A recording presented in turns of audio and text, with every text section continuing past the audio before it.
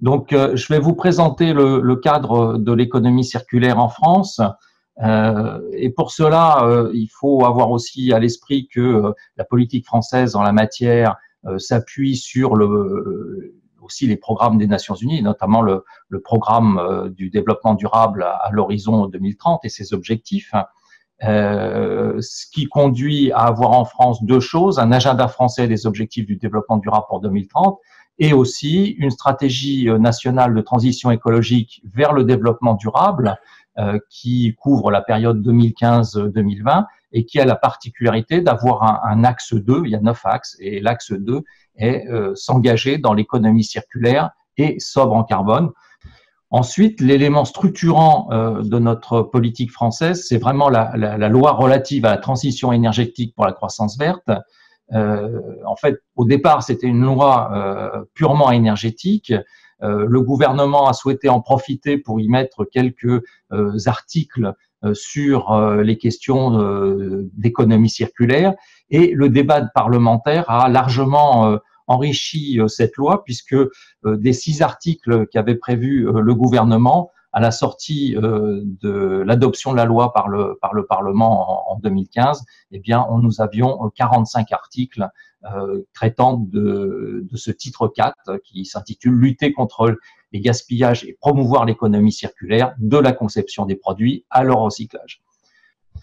Alors, dans la loi de transition énergétique pour la croissance verte, maintenant au niveau français, il y a un objectif global qui est un objectif ressources, qui est d'améliorer le ratio PIB sur consommation de matières premières, Domestic Material Consumption, en 2030 par rapport à 2010, et donc d'améliorer de 30%. Il s'agit aussi sur la même période de diminuer la consommation par habitant de matières premières consommées par la France. Un autre élément important aussi dans cette loi de transition énergétique, c'est la définition d'une hiérarchie sur l'utilisation des ressources. D'abord, essayer de ne pas en utiliser, ensuite, utiliser des ressources recyclables, des ressources renouvelables. Cette loi de transition énergétique pour la croissance verte introduisait aussi l'interdiction des sacs plastiques non compostables, de même pour les assiettes et les verres et les gobelets de cuisine à usage unique,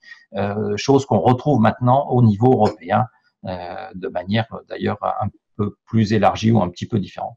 Un élément aussi très particulier de la législation française, c'est la pénalisation de l'obsolescence programmée, c'est-à-dire qu'aujourd'hui, une entreprise et des responsables d'entreprise qui seraient condamnés pour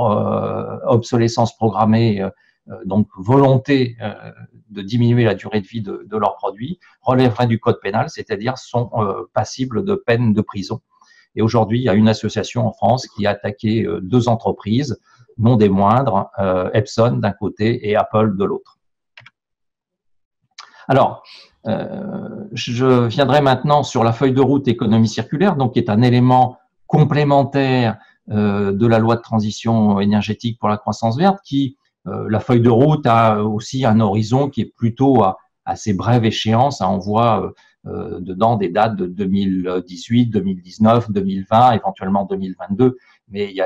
on ne va pas au-delà de 2022, c'est vraiment une volonté d'être opérationnel à court terme. Les objectifs, on va retrouver celui de la loi de transition énergétique pour la croissance verte, qui est de l'amélioration de l'efficacité des ressources, la diminution de la mise en décharge, aussi un objectif qui a été quelque part un slogan d'aller vers 100% de plastique recyclé en 2025, de diminuer les émissions de CO2 par le recyclage des plastiques, et puis aussi parce que c'est un facteur qui fait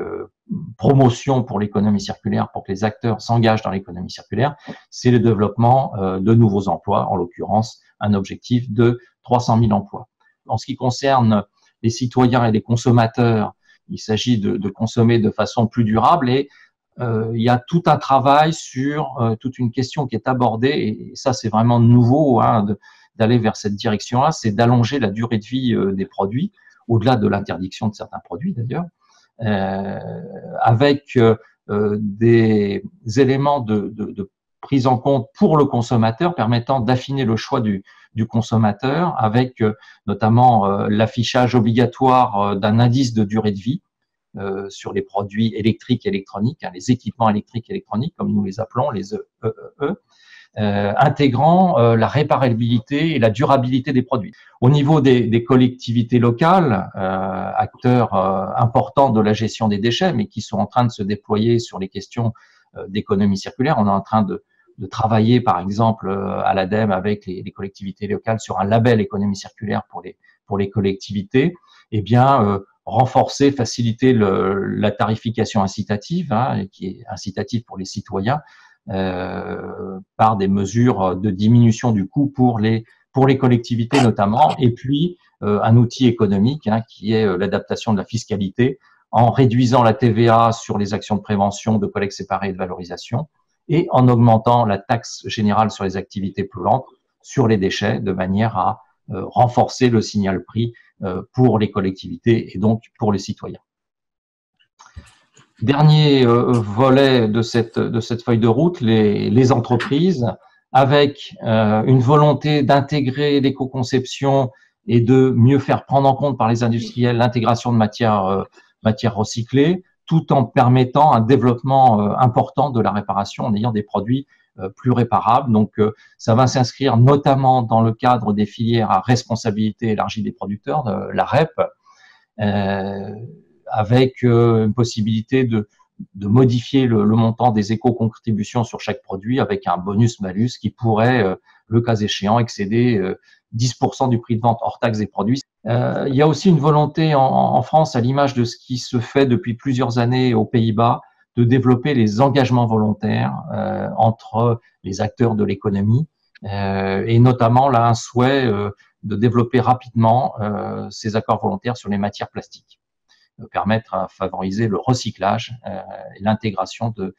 matières plastiques recyclées. C'est un sujet qui est de forte actualité au niveau français et aussi au niveau européen. Voilà pour vous présenter brièvement ce qui comporte énormément de mesures. Et puis,